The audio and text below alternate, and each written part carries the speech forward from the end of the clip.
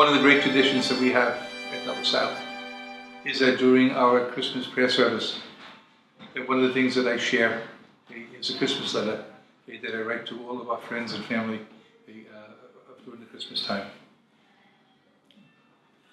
So here goes.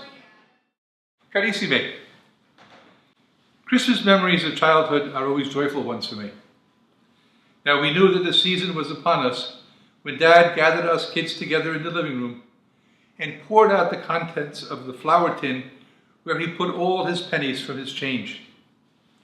And he called this his Christmas clip. We kids began to put the pennies in piles of 50. We counted, and he would roll them in penny wrappers.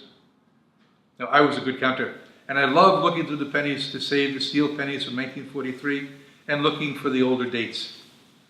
I even found a few Indian head pennies in my day. Now, we were not exposed to a lot of advertising, so there was not a demand for any kind of a special toy.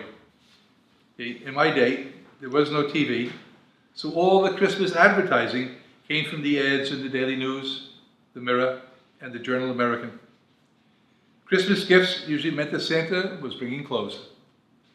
We did visit the big department stores like Macy's and Gibbels, and they all had a Lionel train layout. We kids, especially me, spellbound with the trains going around in their never-ending loops.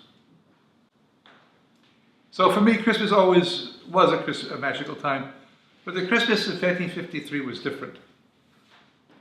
Dad had passed away earlier in the year, and there was no Christmas club ritual.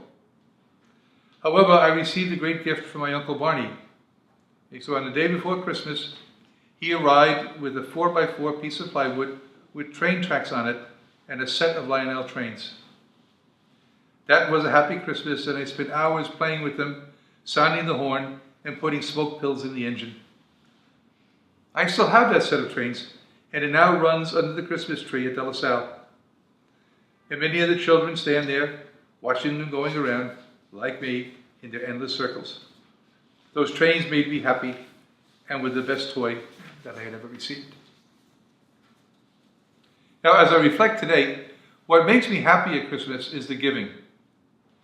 I treasure now not material gifts or things, but the Christmas cards and notes I receive from the children each year.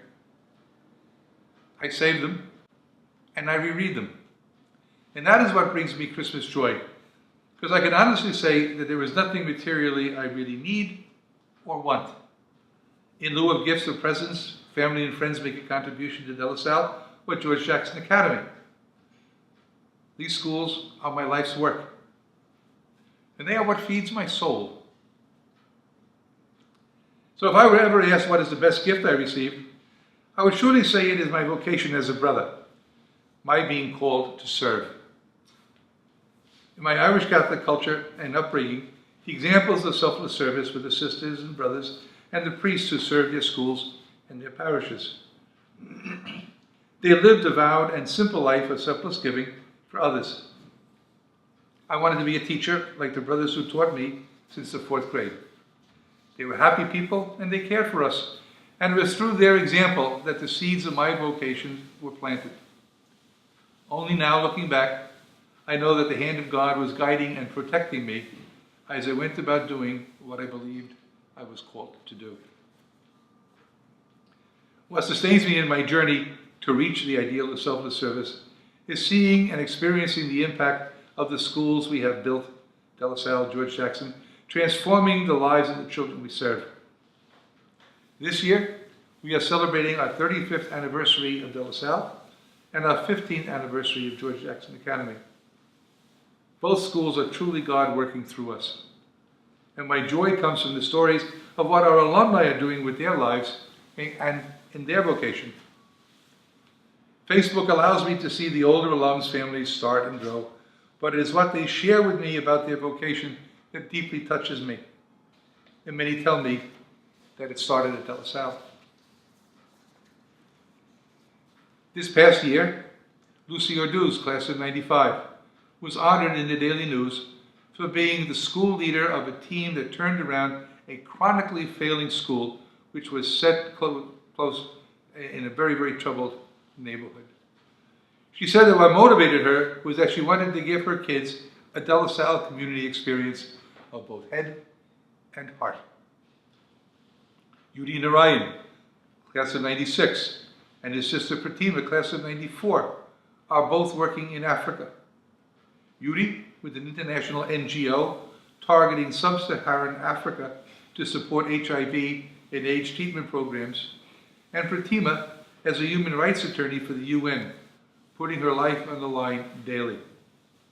Yudi said that De La Salle opened the door for him to see new possibilities with his life. Now, many of the De La Salle alums are teaching, helping to transform their schools and the lives of the children they serve. Teaching is about selfless service. It is not just the transfer of information. It is about giving a part of yourself each and every day, giving some unconditional love to each student.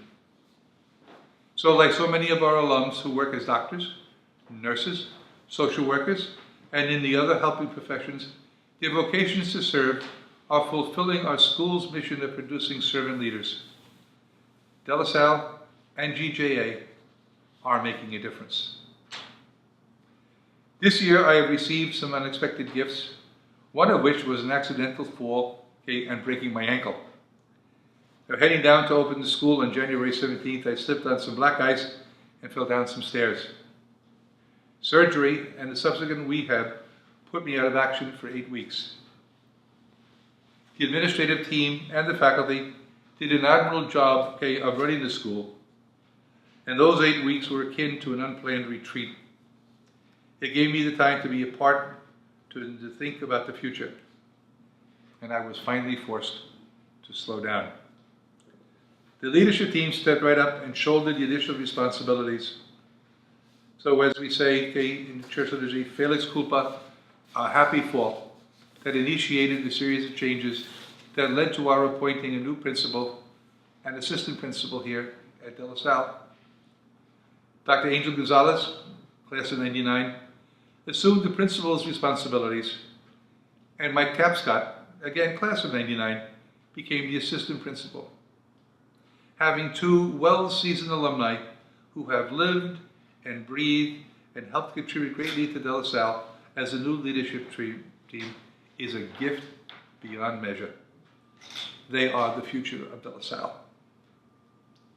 So during this holy time of the year, when we celebrate the gifts of light and life, let's all recall just how many gifts we receive and to give each and every day as we live our lives in service to others. We are all called to serve. We all have a vocation to make the world around us a safe and joyful place. As my generation and I age, we are ever more aware of the power of prayer. So let's continue to pray for each other and for the ones we serve, and continue to make the world a better place.